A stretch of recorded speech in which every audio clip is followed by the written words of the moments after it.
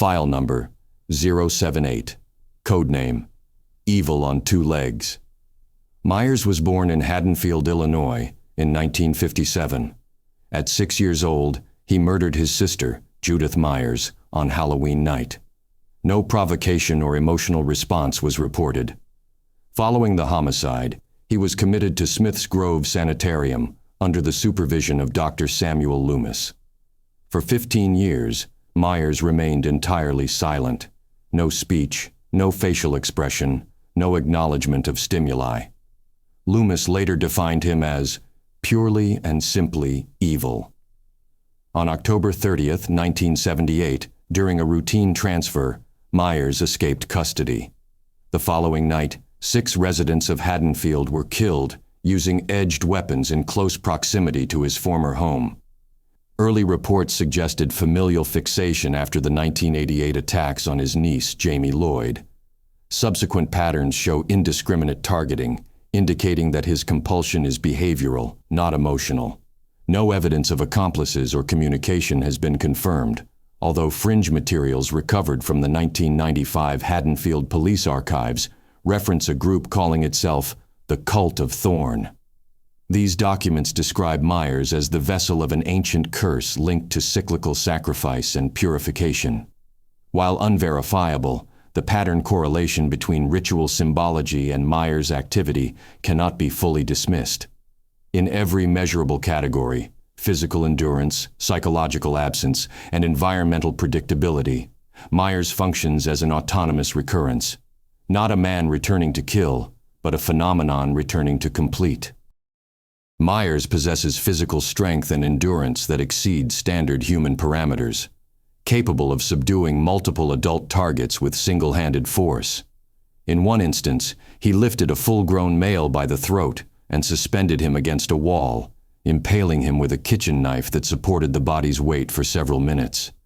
Resistance to trauma is extreme.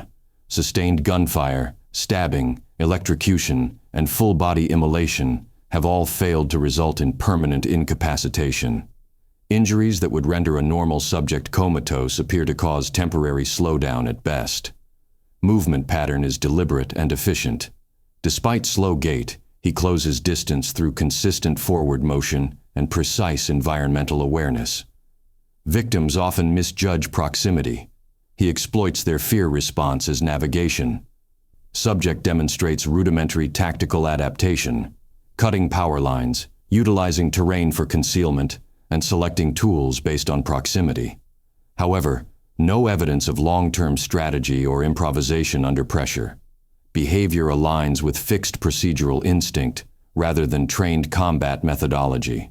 Cognitive limitation reduces unpredictability. Pattern repetition creates traceable rhythm. Yet the same consistency allows sustained violence with no decline in efficiency. Contingency plan. Subject designated threat level 2, enhanced or persistent human threat.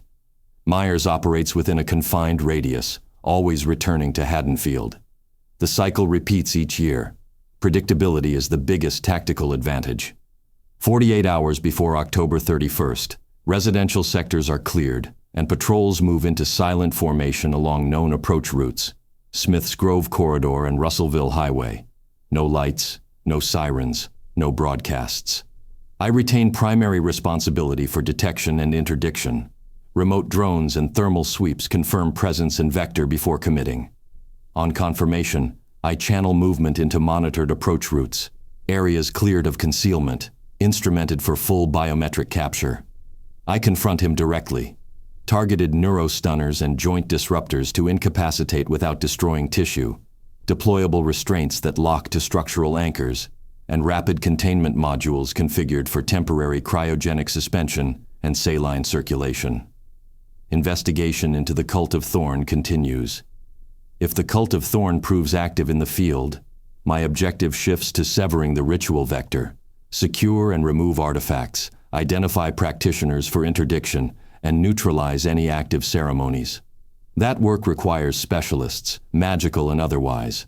But the kinetic perimeter, civilian protection, and evidence chain remain under my control. I will not permit ritual or mimetic spread to become operational leverage for the subject. In all cases, priority 1 is civilian preservation. Priority 2 is evidence retention. Priority 3 is temporary neutralization. There is no known method for permanent termination. Our measures are delay, documentation, and disruption. He can be contained for a time. He cannot be ended by conventional means.